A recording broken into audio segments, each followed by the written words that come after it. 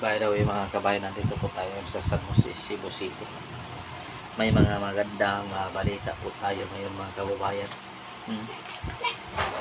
Sa hearing ng tuwad ko mga kababayan, may mga taong hindi talaga kung bago tayo magpatuloy, kung hindi ka pa na-subscribe sa ating konting channel, subscribe na, pa-like and share ang ating video para naman madagdagan ang ating mga subscriber mga kababayan.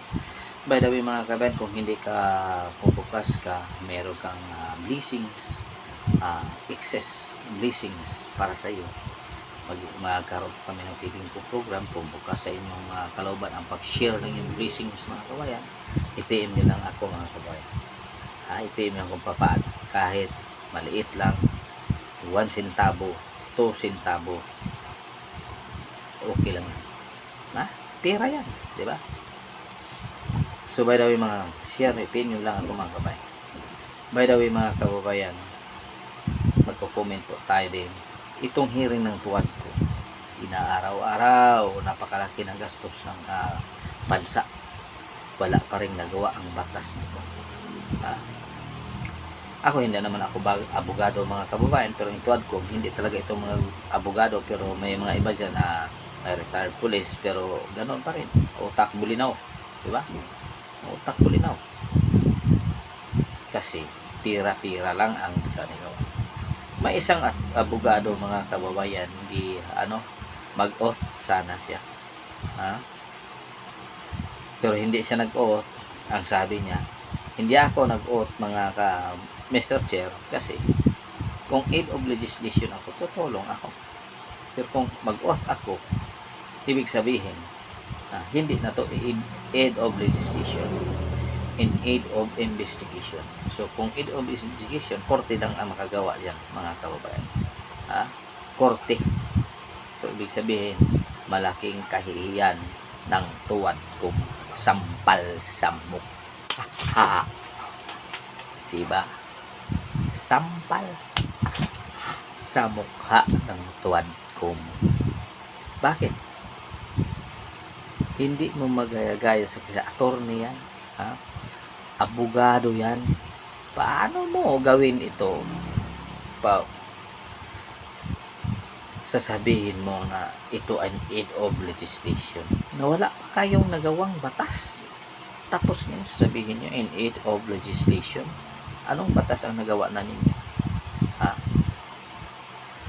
Ang ginagawa ninyo sa tuwad ko tungkol sa corruption, in aid of legislation, iniisa ninyo ang komite.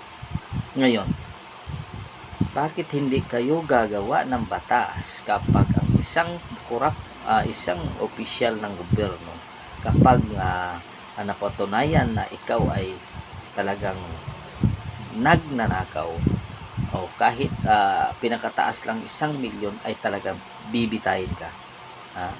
Tapos kapag 100,000 putulang ka ng daliri, 200,000 putulang ka ng daliri, 500,000 putulan ka ng kamay, 800,000 putulan ka ng TL, paa, 900,000 putulan ang inyong liig. Yan ang totoo mga kabayan. Mananiwala ako na talagang batas, talagang binibigyan ninyo ng ngipin ng batas. Pero paano ito? Wala pa kayo nagawang batas. Hanggang investigation lang kayo para sabihin na kayo talaga magaling kayong mag-imbestiga. Di ba? Hanggang walang ganyang batas na mangyayari, na kapag isang politiko ay magkakurap, dapat papatayin, bitayin. Yan, maniniwala ako sa inyong kausa mga kababayan. Pero kung wala, maniwala kayo sa tuwad ko, ako hindi na ako nanonood sa mga hearing lang mga kabayan. Nanonood ako, tinitingnan ko ito, walang magandang mangyayari ito. Bakit? Ganon pa rin. Paulit-ulit ilang resource person ang maganyan na bumabasa sa kanilang script. Mayroong tao din na hindi sumusunod sa kanila. Mayroon talaga. Kaya huwag kayong maganyan sa isang tao. Ngayon, napahiya kayo. Ang isang attorney hindi taas ng kamay para sa inyong kagustuhan. Siguro napahiya kayo. Si Paduano, Abante, ito ang source of content. Ito din si Fernandez, source of content. Diba?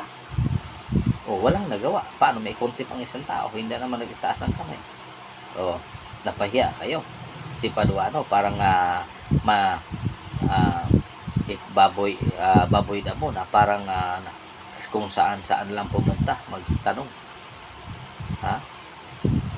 Magtanong ka kung sino. I-content mo ang isang tao, hindi nagtaas ng kamay. Naisahan kayo ng isang attorney talaga, mga kabayan. Attorney, alam niya. Kaya hindi na siya. Kagaya ni Sarah. Oh, bakit ako magtaas ng kamay? Resource person ako. Tapos ngayon, NAW investigation. Ano akala mo sa akin? Ha? Sabi ng isang congressman. Resource person at ang witness ay isa same. Anong same? Simpa? Anong same? Simpa?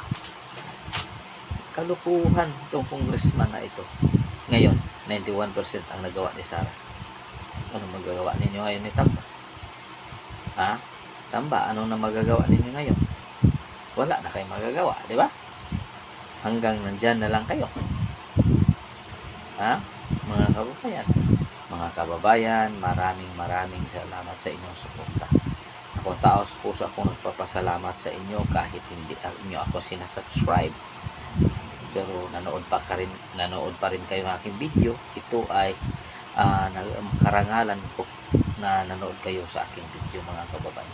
Maraming salamat po. So, kung bukas ang inyong kalaman sa pag-subscribe sa akin, pa-like and share ang video para naman madagdagan natin sa video. Yun lang ang hiniling ko sa inyo, mga kababayan. Maraming salamat. God is good all the time. All the time, God is good. Pitsing nyo kaninyong tanan, mga kababayan. Maraming salamat po, mga kababayan.